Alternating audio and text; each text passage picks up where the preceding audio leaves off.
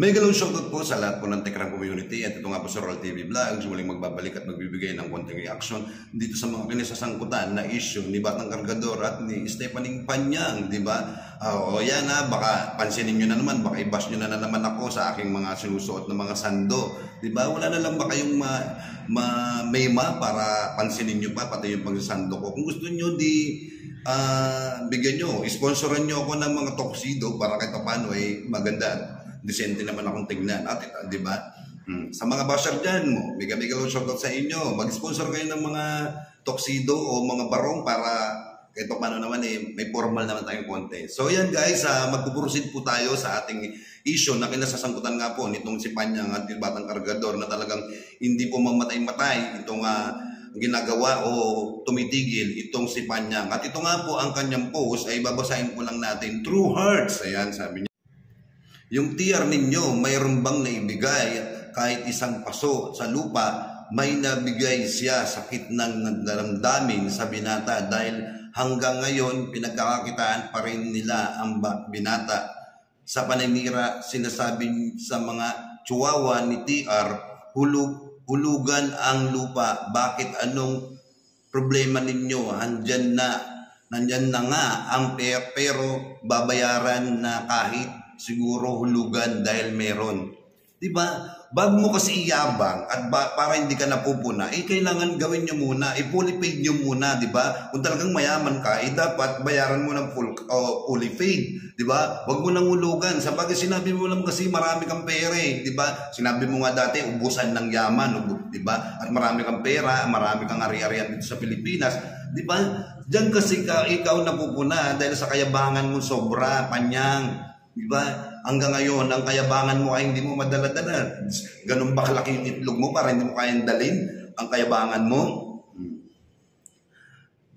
Ang pagpapalaki ng mga anak natin, hindi kasalig dyan at physical at verbal abuse dahil binabali sa DSWD. Hindi naman niya sinabi, hindi naman verbal abuse o kumbaga parang binabali yung karapatan ng mga bata o sa DSWD. Kasi sa DSWD kasi ay hindi na yan minor de edad. 17 years old, gumugulong ngayon dito sa Pilipinas, ang pagiging adult o ang mga bata ay 10 taon na ngayon, hindi 17 or 18, 10 taon na ang gumugulong na batas dito sa Pilipinas para sa mga bata. Dahil maraming mga bata ang nasasangkot sa gulo, di ba? Dahil sila yung ginagamit ng mga taong mga mamaitim na budi. Kagaya mo, maitim ang budi mo, Panyang, di ba? Kaya wag mo sabihin na binali ni Tatay Tekram yung batas ng mga bata na 7610 child abuse or verbal abuse na sinasabi mo. Diba? Ang dami mong kuda, ang dami mong wakwak para intindihin mo pa yung mga ganyan. Dahil meron ka lang mema para maroon ka lang pambato kay Tatay Tekram. Ano bang kinagagalit mo kay Tatay Tekram? Masyado kang galit kay Tatay Tekram dahil naiinggit ka? Dahil nakapagpatayo ng magandang bahay sa Tatay Tekram? Dahil akala mo laging sinasaktan yung Batang Cargador? High-tech kasi ang bahay ng Tatay Tekram kaya kinaiingitan mo. Kasi ikaw hindi mo kayang gawin at hindi mo kayang umuwi dito sa Pilipinas para gawin mo yung gusto mo. Di ba? Puntahan mo na lang yung jowa mo. Mas maganda pa. Di ba? Wow, Tekram, ibig sabihin na wow, mali kayo sa pagpilit mong dinala ang bata noon sa bahay mo. Bakit, Ramil, ipilit mo sa amin na ang kasinungalingan mo ang pangit kasi sa'yo wala kang paninindigan? Paiba-iba ang mga sinasabi mo is in or out and I'm or not krong-krong. Di ba ginaya mo pa si Ginaya mo pa si Sandara Park? Ano ka? Baliw ka na ba talaga? Pati ba naman yung salitang krong-krong pambansang krong-krong na si Sandara Park kailangan mo bang gayahin? Wala ka talagang originality. Nakakatawa ka talaga.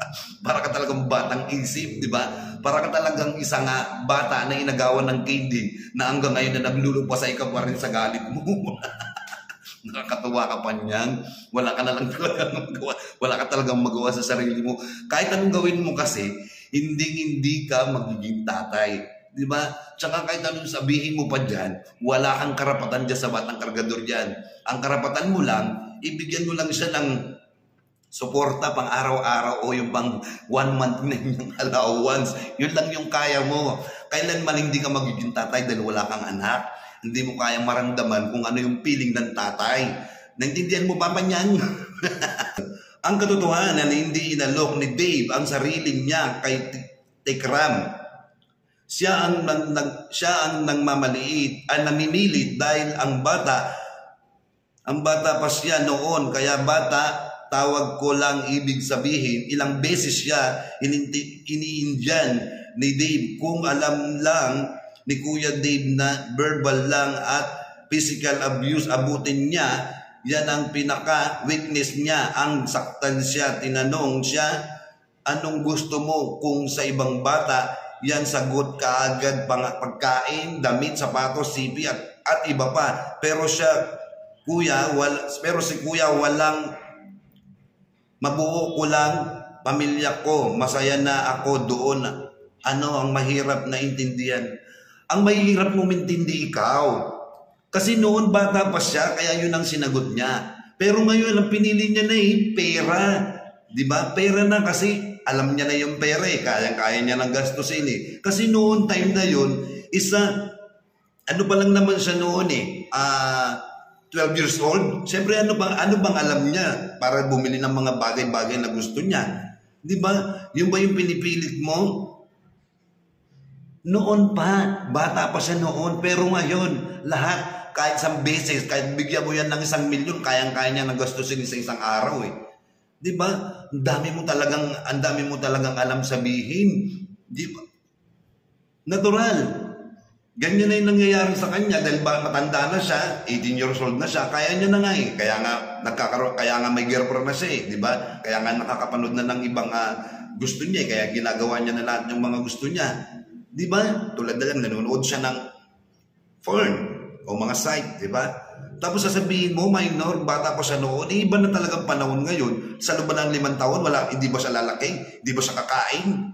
Yun na lang intindihin mo. Hindi yung kung ano-ano lang sinasabi mo, lahat na lang binabato mo kay Tatay Tekram dahil sa sobrang kainggitan mo. Bakit sila nagpipiesta sa pag-vlog ni Daisy dahil sa lahat kilala na si Kuya Dave kay Tony Gonzaga at Bernadette Sembrano, ABS-CBN at ABS-CBN 2 at iba pang Sokmed vloggers kaya mangga. Hindi namin ginagamit, hindi kami manggagamit. Kaya naman nakilala, ito ay intindihin mong maiiya, intindihin mo panya nga. Kaya nakilala itong Batang Kargador, dahil kay Tatay Tekram. Yun ang itatak mo din sa kukote mo. Kung hindi yan, dinampot o pinulot ni Tatay Tekram doon sa Divisoria at doon sa Baseco at pinilit niyang sumama sa kanya, hindi mo yan makikilala. Diba? At hindi naman makikilala yan sa Sokmed kung hindi dahil kay Tatay Tekram. Dahil pumasok siya sa Sokmed, kailangan tanggapin niya kung ano yung consequences. So ikaw din, ganun ka din. Diba? Dapat tanggapin mo din kung ano yung sa Sokmed. Diba? Kung ano yung sa Sokmed na mangyayari sa'yo. Yan yung consequences ng pagiging isang content creator mo. Dahil sa pagpapost mo, kaya ka nga naging content creator ay pinagkakakitaan mo itong Batang Kargador. Papaber na yan, napadalan ko ng pera. Yan, noong kasagsagan ng FLM Francis Leo Marcos noong COVID-19. Kung i-deny yan, fine, pero may resibo akong ganyan naman ang mga vloggers. Hindi lahat, mostly pera lang katapat, pero yung iba may prinsipyo katulad ni BJ. Ni BJ alam niya ang istorya ni Kuya Dave, kaya may case yang magsalita dahil alam niya at nasubaybayan istorya ni Dave noong, pero totoong pangalan ay Batang Kargador na walang utang na loob, Batang Gasol. Paano nalaman ni BJ? Yung istorya, kailan lang naman siya nakisawsaw. Di ba? Nagpapansin lang naman siya, kailan lang naman siya nagpapansin, nag-post. Then, paano niyang nalaman yung istorya? Kaya niya nalaman yung istorya dahil nagmarathon na siya, pinanood niya na siguro yung mga video ni Tatay Tekram o yung mga upload video sa past o na mga 5 taon pa. Diba? Sa 5 taon pa naman hindi pa ba niya mapapanood yan Vlogger yan, alam naman namin. Tapos ngayon, sasabihin mo, ang pinapasa mo na nagbabayad ng vlogger si Tatay Tekram, Nasaan ang resibo mo? Ikaw na ang nagsabi at lumabas mismo sa bibig mo na yan, ikaw talaga ang totoong nagbabayad ng vlogger. Di ba? Lumabas mismo sa bibig mo na ikaw ay nagbabayad ng vlogger. So, ibig sabihin, nung binabato mo kay Tatay Tekram, gawain mo. So, ibig sabihin, kaya pumasok itong si Brother Jose ay binayaran ninyo. Kaya nga kayo pinagtatanggol eh. Kaya nga siya nandyan eh. Kahit alam niya sa sarili niya, na yung totoo, yung napapanood niya, doon sa kanyang kino-content o sa kanyang nire-reaction, pinagsisinungalingan niya. Yun yung totoo, na ikaw mismo ay gawain mo magbayad ng vloggers. Diba? At hindi naman lahat ng vloggers, diba, sinabi mo nga, mostly hindi lahat ng vloggers. Gaya ko, hindi ako bayaran vloggers at wala akong natanggap na 10 kaban na bigas. Diba? Ikaw yan, gawain mo. Sarili mong multo, binabato mo sa iba. Takot ka sa sarili mong multo. Eng-eng ka kasi. The more basher entry to the camp, the more chances of winning the prizes. Okay tayo dyan. Diba?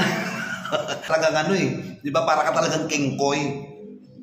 Diba? Pati ba naman the more win, the more basher, the more winning. May chances pa. Paano silang magkakaroon ng chances? Gustong-gusto nga namin, kaya nga kami nagbaba sa'yo, kaya nga ginagawa namin to dahil gusto namin sagutin yung mga post mo para about kay Tatay Tekram, yung mga ginagawa mo, paninira kay Tatay Tekram. Galing mo talaga, nakakatuwa ka talaga, wala na akong masabi sa'yo. Para ka talagang buwaya, di ba? Na hindi maintindihan yung pagkatao. Paiba-iba talaga yung utak mo. Yung kasi talaga yung sakit mo eh. Narcissistic. Di ba? Yung kailangan mo ng highlights, kailangan mo ng approve ng ibang tao, kailangan mong magpabida, kailangan mong magyabang. Yung mga ganun. Yun kasi yung sakit mo. Dapat nandyan na eh. Di ba? Nandyan na sa'yo itong Batang Kargador. Di ba? At yung big event na sinasabi mo na pagyayabang mo. Saan? Kasi kayabangan. Yan ang nangyayari. Karma. Kinarma na kayong lahat. Ayaw nyo lang tanggapin. Karma is real. Tandaan mo yan. Baklang pokpok na may jowa. Diba? Isa diyan kapag nagbalik ako ng apunera ng vloggers, yung labubo, type yata niya si Japong, kaya tumatalon din, wow, kapag hindi ako makapagpigil, kawawa ka. Di gawin mo na para kang bata na nagawa ng king, di ba naman yung lababo. Bagay naman talaga sa'yo yun na tawagin kang labubo. Kaya nga tininda nga kaya nga online selling ni Ma'am Michelle Dapina yun dahil kasi alam niya, labubo ka. Kasi nga ganun kayo. Bagay naman kasi sa inyo yan, deserving nyo naman kasi sa inyo, nagawin sa inyo yan. Di ba? Wala na akong masabi sa inyo o sa iyo. Kasi parang hanggang sa ngayon hindi matigil yung kaluluwa mo. Malapit ka na, someday, soon. Nagformal siya sa set niya pero ang budi niya maitim. Pakay sa puwet ng kaldero, 10 taon na ginagamit o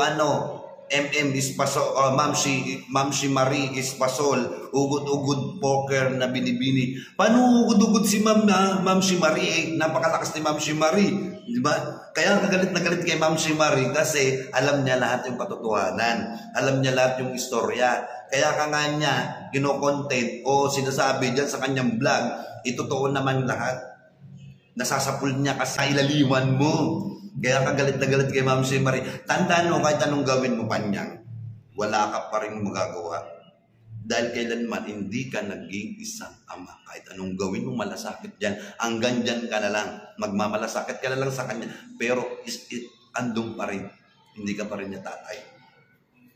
At kahit kailanman, hindi mo mararamdaman ang pakiramdam ng isang ama dahil wala kang anak. Grabe ka talaga, wala nang tatalo pagka mangga mo bulok na, wala pang utak sa ulo, nasa talampakan.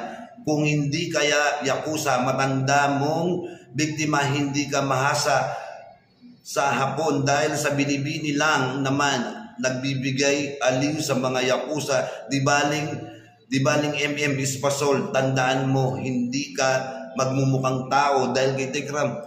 Paano hindi magmumukhang tao? Itao na si Ma'am Shimari noon pa. Simula nung pinanganak siya ng kanyang nanay at nilabas sa mundong ibabaw na ito, ay tao na po siya. Nabibilang na po siya kagad dahil pinarehistro siya ng nanay niya at ng tatay niya dito sa census. Kaya nga bumuboto siya, kaya nga botante siya, di ba? Tao siya, hindi siya alien. Nakagaya mo, ikaw alien kay. Kasi nga, kaya nga alien ka, tago ka ng tago sa lugar na yan. TNT kayo, di ba? Tago ng tago dahil natatakot ka, mahuli.